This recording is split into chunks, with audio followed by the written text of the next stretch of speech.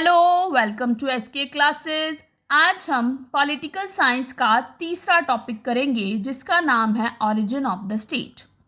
इसमें हम Karl Marx की थ्योरी पढ़ेंगे। चलिए अपना लेक्चर स्टार्ट करते हैं। इस सिद्धांत का जन्मदाता कार्ल मार्क्स को माना जाता है। मार्क्स राज्य को प्राकृतिक एवं अनिवार्य संस्था नहीं मानते। मार्क्स के अनुसार राज्य की उत्पत्ति ना तो किसी नैतिक उद्देश्य की प्राप्ति के लिए हुई और ना ही मनुष्यों की इच्छाओं की पूर्ति के लिए।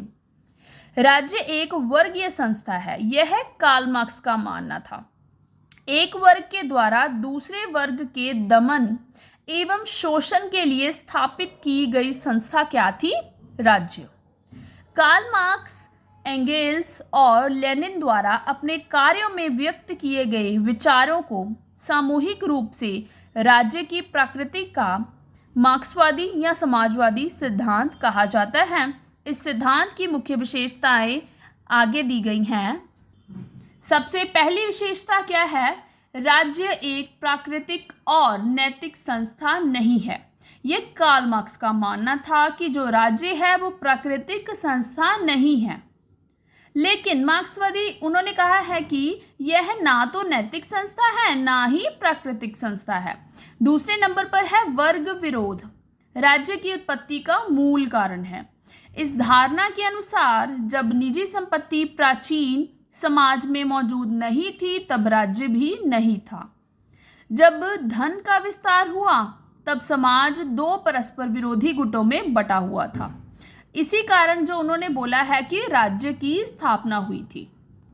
तीसरे नंबर पर है राज्य विकासवादी प्रक्रिया का परिणाम है। कार्ल मार्क्स द्वारा यह भी कहा गया है कि समाज के वर्ग विभाजन ने ही राज्य को जन्म दिया है। चौथे नंबर पर है राज्य एक वर्ग संगठन है। मार्क्सवादी विचारधारा राज्य को एक वर्ग संगठन के रूप में देखती है जिसका उद्देश्य वर्ग के हितों की रक्षा करना है। पांचवें नंबर पर है राज्य की उत्पत्ति समाज से होती है। मार्क्सवादी विचारधारा के अनुसार राज्य कोई ऐसी संस्था नहीं है जिसे बाहरी बल द्वारा समाज पर थोपा गया है। यह एक ऐसी संस्था है जो विकास प्रक्रिया के एक विशेष चरण में अस्तित्व में आई है।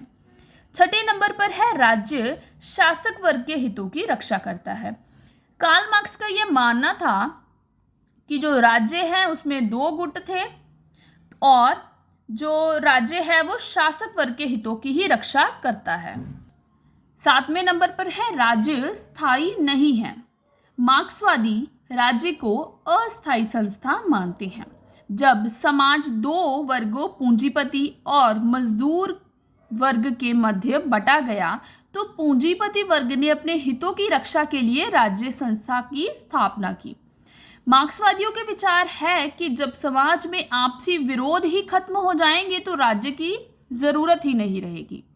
आठवें नंबर पर है राज्य का आधार शक्ति है।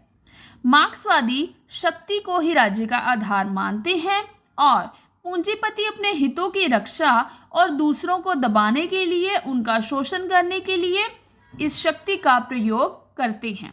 Thank you for watching.